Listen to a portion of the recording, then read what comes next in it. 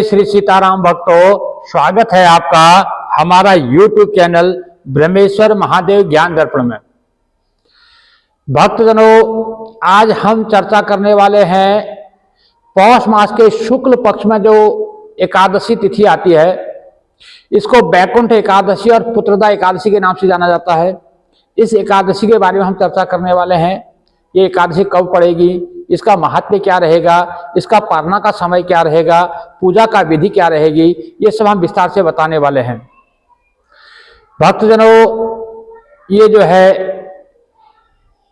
सन 2025 की जो है ये पहली एकादशी होगी, इसलिए इसका महत्व वैसे भी ज़्यादा होता है। इसलिए भक्तजनों, यदि आप हमारे इस चैनल पर नए हैं तो इसको सब्सक्राइब कर लीजिएगा। वीडियो आपको अच्छी लगे तो इसको लाइक कीजिए, ज़्यादा से ज़्यादा लोगों तक शेयर कीजिएगा। भक्तजनों, पौष मास के शुक्ल पक्ष में जो एकादशी आती है, इसको जो है पुत्रदा एकादशी या बैकुंठ एकादशी भी के नाम से भी जाना जाता है।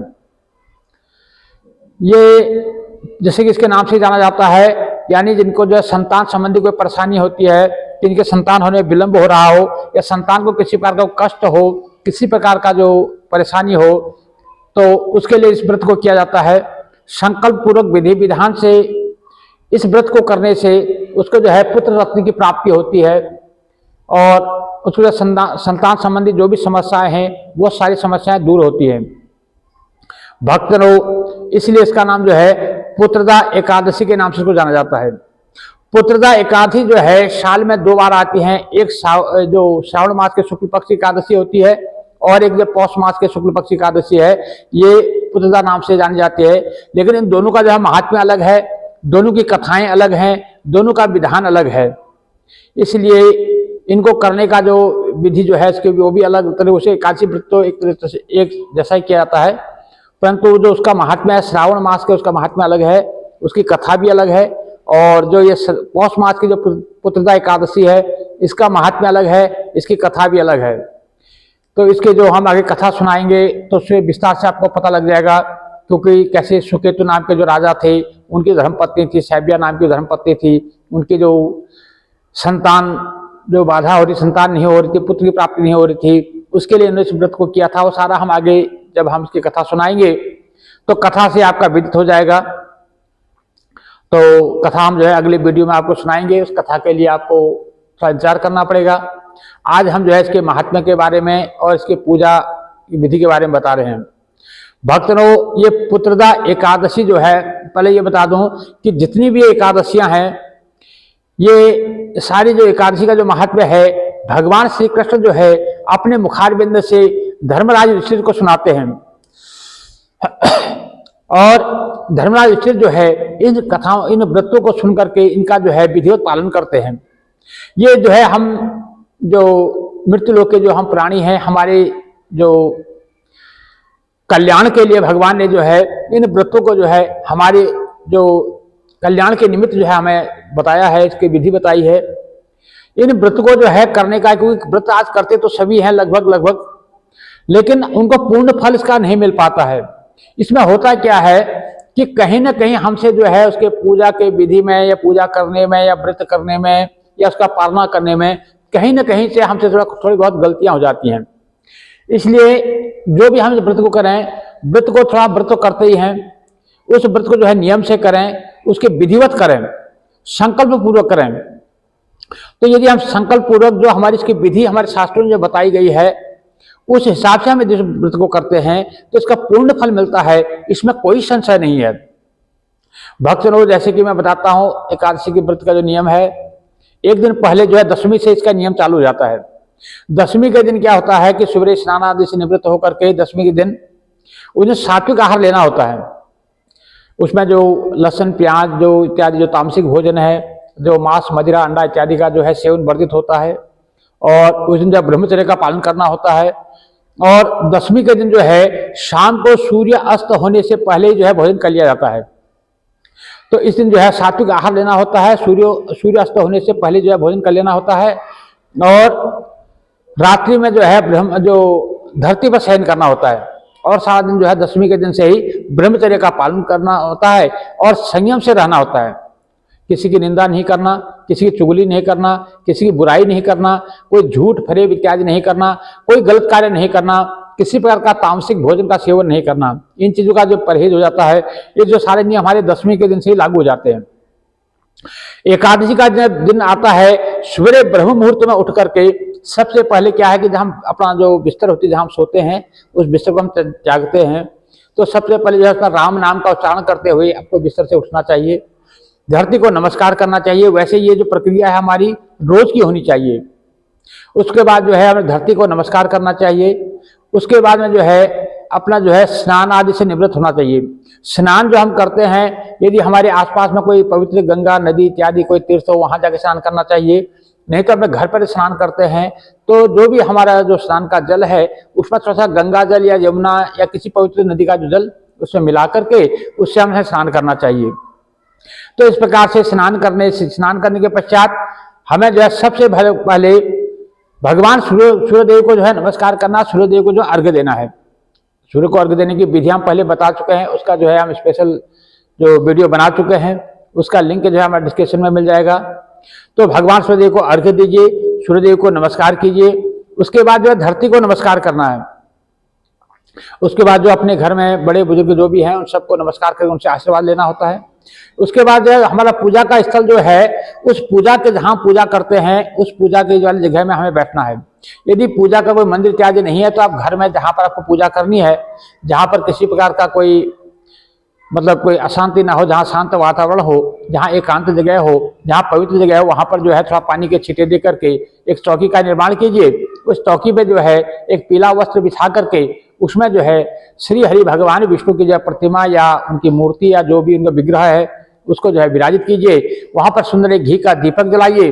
घी का दीपक जलाने के पश्चात सबसे पहले जो है 1 मिनट के लिए मौन रह करके अपने सदगुरुदेव का ध्यान करना होता है।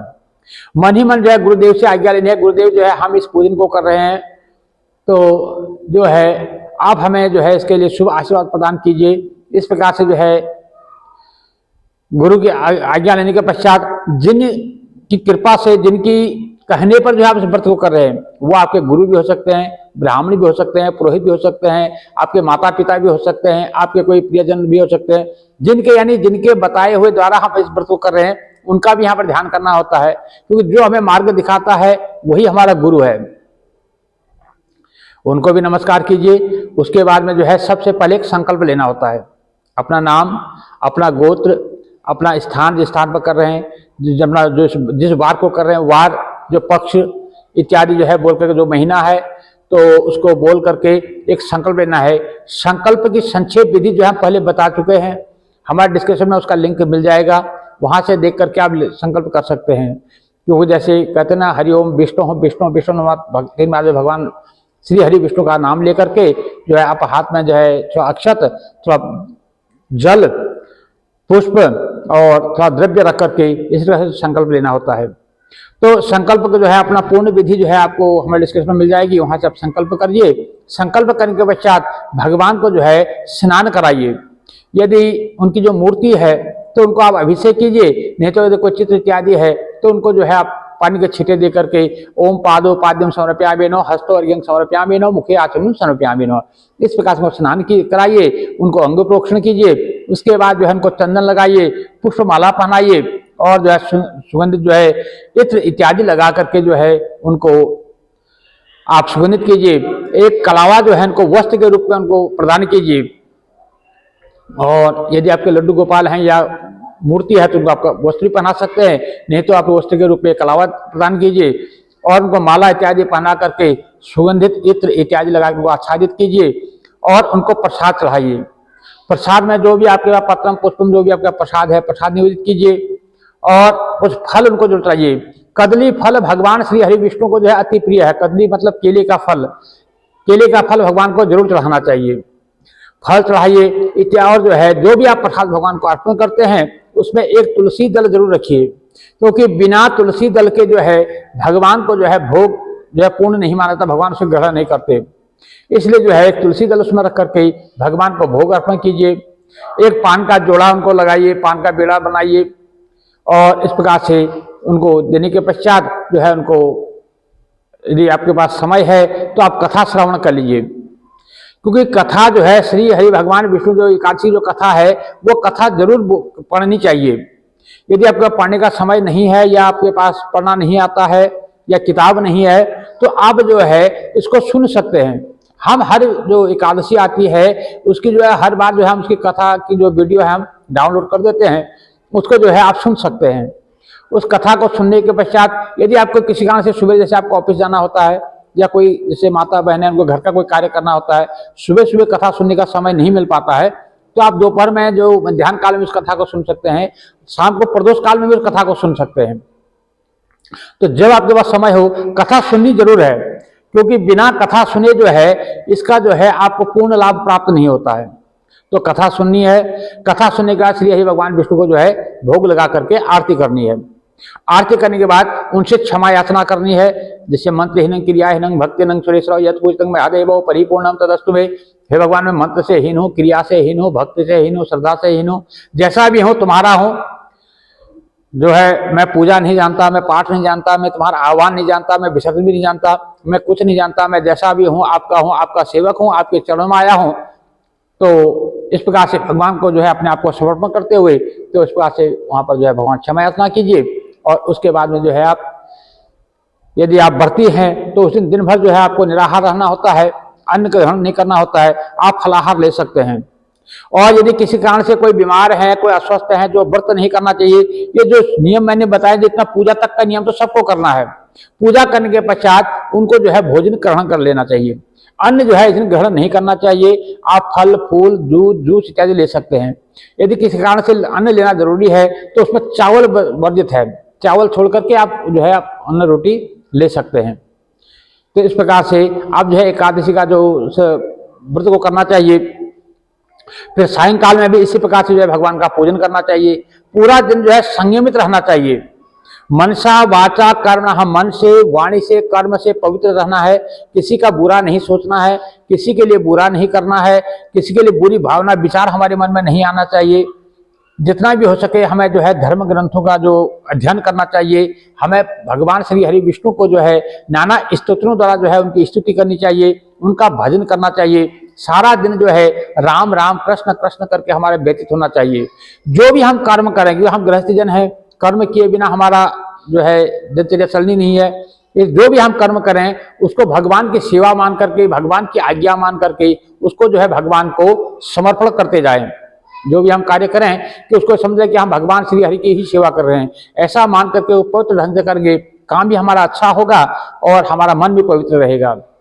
तो सायंकाल में जो हो सके तो रात्रि में जो है एकादशी के दिन जागरण का बहुत बड़ा महत्व होता है। यदि आप किसी कारण से जागरण नहीं कर पाते हैं, जितनी देर तक आप जाग सकते हैं, तो नाना प्रकार के जो है स्तोत्रों द्वारा जो है उनका भजन करना चाहिए, उनका पूजन करना चाहिए। विष्णु सहस्त्र नाम का पाठ करना चाहिए, गोपाल सहस्त्र नाम का पाठ करना चाहिए, या जो भी है भगवान श्री कृष्ण की जो है या श्री हरि भगवान विष्णु की या रामचंद्र जी की जो भी आपके पास स्तुतियां हैं उन स्तुतियों के द्वारा उनका जो है गायन करना चाहिए, उनका भजन करना चाहिए। राम रक्षा स्तोत्र का पाठ करना चाहिए। तो इस प्रकार से करने से श्री हरि भगवान विष्णु जरूर जो है अति प्रसन्न होते हैं।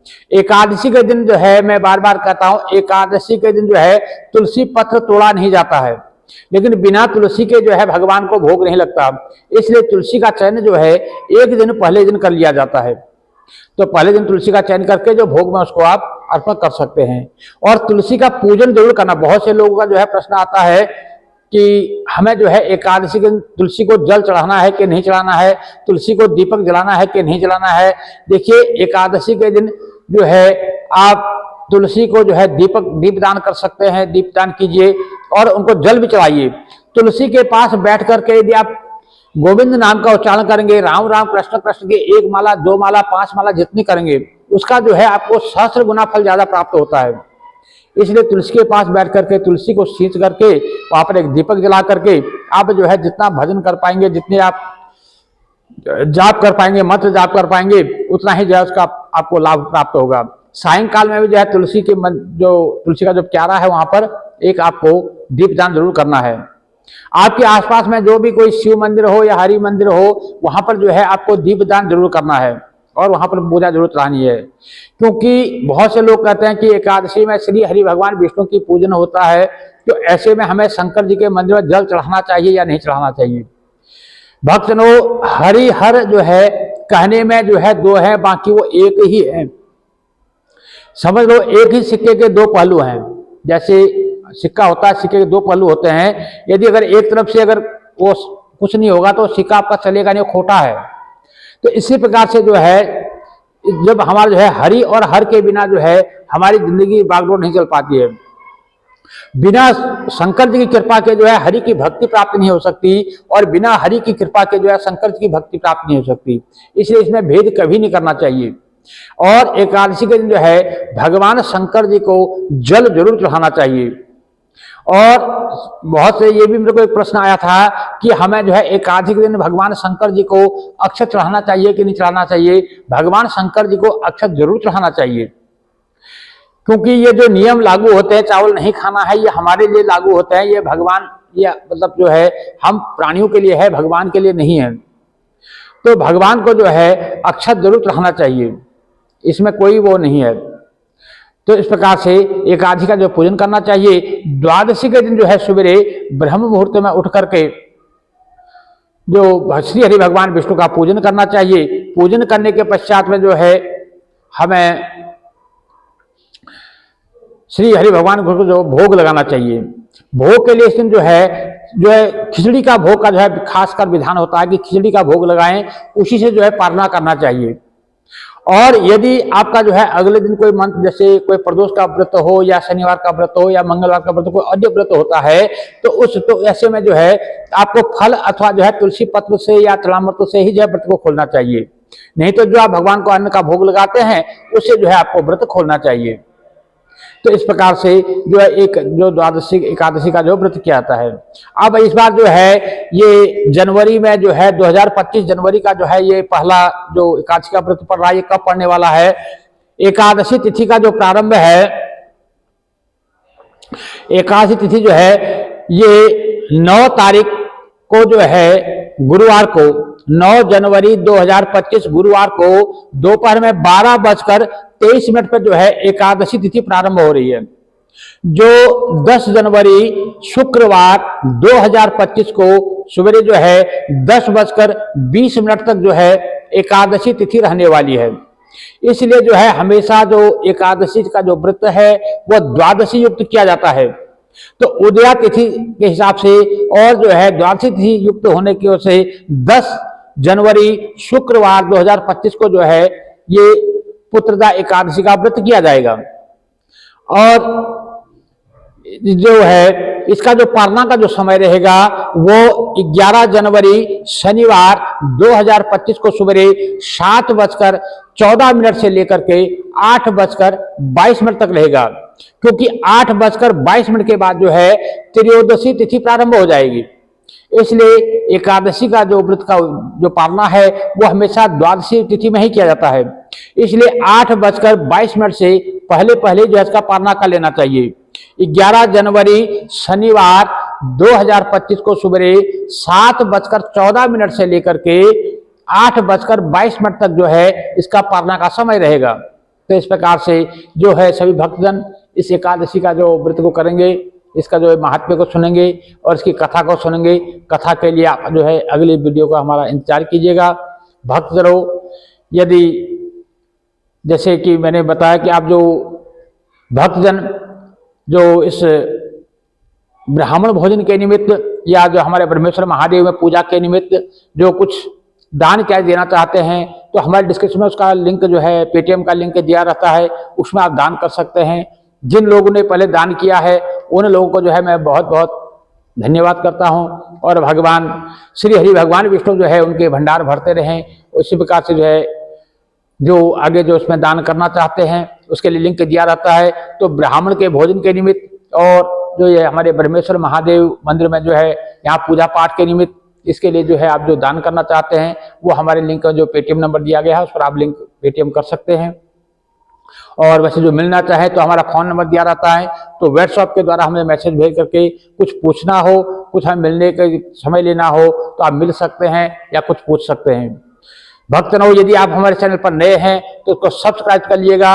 वीडियो आपको अच्छी लगे तो ज्यादा से ज्यादा लाइक कीजिएगा, ज्यादा से ज्यादा लोग तो शेयर कीजिएगा। सभी सनातन प्रेमियों से जो है ये वीडियो भेजिएगा, ताकि सबको जो है हमारे जो तीज त्योहार बढ़ता है इनके बारे में सबको पता लगे। और जो भी दानी सज्जन दान कर रहे हैं उन सबको जो है मैं ब्रह्मेश्वर महादेव की तरफ से जो है उनको आशीर्वाद देता हूं कि भाई उनका जो है भंडार इसी तरह से भरा रहे, और जो आगे भेजना चाहें तो आप पेटीएम में भेज सकते हैं। जय जय श्री सीताराम भक्तों।